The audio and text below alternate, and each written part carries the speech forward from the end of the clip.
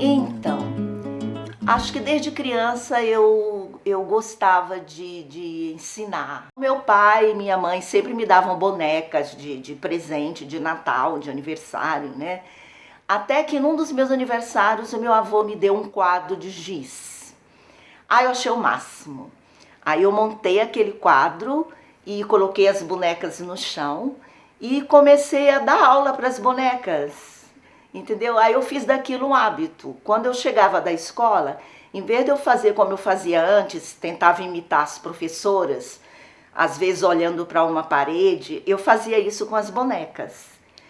E aí já estava ali a minha paixão por ensinar. Caso vá primeiro, não se esqueça. Bom dia, pessoal. Bom dia, Benê. Meu nome é Longo Maria Benedita da Silva Santos. Eu nasci faz tempo. Foi no dia 13 de abril de 1951. Eu nasci em São Luís, Maranhão. É uma cidade no nordeste do Brasil. Foi onde eu estudei desde o jardim de infância até a universidade. Foi onde eu me formei, onde eu me eduquei, onde eu cresci. O meu pai, ele era juiz de direito, mas ele também tinha um hobby de dar aulas. Então, eu acho que eu tive muita influência do meu pai para tudo. Essa paixão de ensinar, de ler. Só que a minha mãe, ela não queria, ela não gostava de eu ficar dando aula para bonecas, de querer ser professora. Porque a minha mãe achava que professor não ganha bem, que professor não vai ser rico. E o meu pai não, meu pai me dava todo o apoio. Aí quando eu falei para minha família, vou fazer vestibular para letras, minha mãe, menina, escolhe outra coisa, por que você não faz medicina, direito? Meu pai, ela quer fazer letras. E aí eu passei a primeira vez que eu fiz, né? Então me formei em 4 anos, que era o tempo normal, né? E aí antes de eu me formar, eu já trabalhava como professora.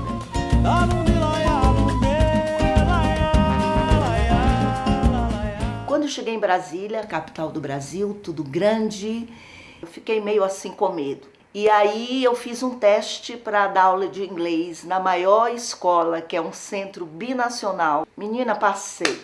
A escola em si já me encantou, né? Mas eles falaram, ok, você passou porque você sabe dar aula, mas nós temos que trabalhar o seu inglês muito. E eu falei, ótimo. E nessa escola de inglês, me deram uma oportunidade de vir para os Estados Unidos. E assim foi. Então, Brasília assim, abriu as portas do mundo para mim. Aí eu comecei a vir todo ano aos Estados Unidos para o TESOL, Teacher of English as a Second Language. Aí, nessa escola de inglês em Brasília, me apareceu a oportunidade de trabalhar como guia de turismo. No Brasil, a gente fala na Disney. Aí eu fui para Orlando, na Flórida, fiquei encantada, né? Aí comecei a vir para os Estados Unidos 2 vezes por ano. Orlando, Miami, trazendo adolescentes de 12 a 15 anos. Aí em Miami que eu fui notar essa coisa de latino. Então, aí foi uma coisa meio estressante, né? Porque eu entendi que latino, assim, pelo que eu entendi na época, latino era relacionado com espanhol. Eu falo, eu não gosto de espanhol, eu não falo espanhol. E na época eu tinha uma resistência com a língua, com Spanish, entendeu? E eu tinha problemas com os hotéis em Miami. Porque quando eu chegava com o meu grupo, o hotel já sabia, um grupo de brasileiros. Aí eles começavam a conversar espanhol comigo, eu não entendia nada. Aí a gente começava, eles às vezes ficavam agressivos comigo. Eles, que eu digo, homens e mulheres. Eles achavam que eu tinha a obrigação de falar com eles português ou espanhol, sei lá o quê. Então aí isso criou em mim uma resistência quando eu vejo esses formulários daqui. Aí, latino, other, eu boto other. Porque na minha cabeça, talvez eu esteja errada, latino é relacionado com quem fala espanhol. Não fala espanhol. E no Brasil é mais ou menos por aí que a gente vê o termo latino, entendeu?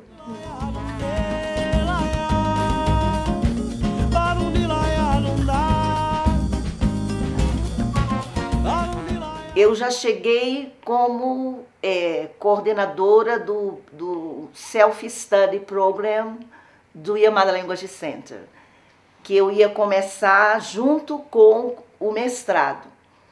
Por conta disso, eu perdi a orientação, o Orientation Day do mestrado, né, da educação.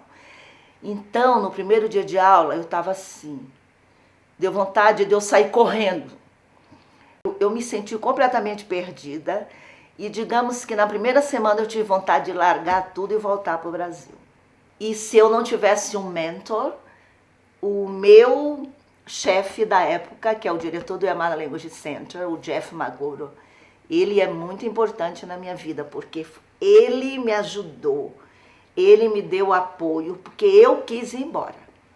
Era o tanto de coisa, o tanto de informação nova que eu tinha que assimilar, não é? E rápido. E eu olhava assim para aquelas minhas colegas, não tinha nenhuma que chegasse assim, oh, hello, entendeu? Não teve isso. Eu não era capaz de escrever um paper decente, digamos assim, entendeu? Então o primeiro mês foi terrível. E o Jeff chegou, conversou, eu lembro que eu chorei, me trouxe uns livros. Então aí eu me senti mais assim. Aí quando eu estava terminando o primeiro mestrado, foi quando o Jeff Magoro falou, olha, a universidade perguntou se eu tenho pessoa gabaritada para começar o curso de português. Indiquei você. Eu falei, meu Deus! E nós começamos o português na universidade, para o aluno fazer para 5 créditos ou 4 créditos. Aí eu fui gostando, cada vez mais. Aí fiquei, eu digo, não, eu vou ficar só para começar o curso. Aí no fim do primeiro termo eu falei, eu gostei daqui, eu acho que eu quero ficar. Aí entrei no Language Teaching, que na realidade é o mestrado que tem mais a ver com o que eu faço, que é dar aula de línguas, né? Eu prefiro ficar aqui profissionalmente. Acho que aqui eu vejo mais o resultado do meu trabalho. Quando eu vejo alunos se comunicando, eu falo, oh, aprendi com você, Bené. Eu falei, oh, eu fico muito feliz, muito, muito mesmo, né? E aí eu fico muito orgulhosa, porque, gente, é outra língua, entendeu? Ele não está falando inglês, é outra língua. E uma coisa muito legal que eu acho, eu aqui com meus alunos, às vezes tem umas coisas em inglês que eu não sei, uma palavra que eu esqueço, aí eu pergunto para eles, eles acham o máximo, né? Eu vejo assim, Eugene para mim é somente business, diversão, having fun, família, Brasil. Quando você é de um país, você geralmente só vê coisas negativas nele, né? Ah, porque o Brasil é uma bagunça, taratatá, os Estados Unidos é um país muito melhor. Eu acho que depois que eu vim morar aqui, eu aprendi a valorizar mais algumas coisas do Brasil. Cada país tem as suas coisas boas e as suas coisas ruins. Então eu não fico falando só mal do Brasil, né? Mas aqui tem coisas muito boas também, mas também tem as coisas ruins, né? Acho que eu fiquei talvez mais madura, entendeu? De ter a oportunidade de comparar as realidades dos dois países, né? E assim você vai aprendendo. Caso vá primeiro, não se esqueça, em fevereiro apareça para dar um alô e contar as novidades, vem mostrar seu valor, reforçando as amizades que aqui ficarão. Faça do seu jeito, não disfarce, já está feito samba com classe, com bandeiro e com tambor, pra trazer brasilidade, vem cantar com vigor, dando a oportunidade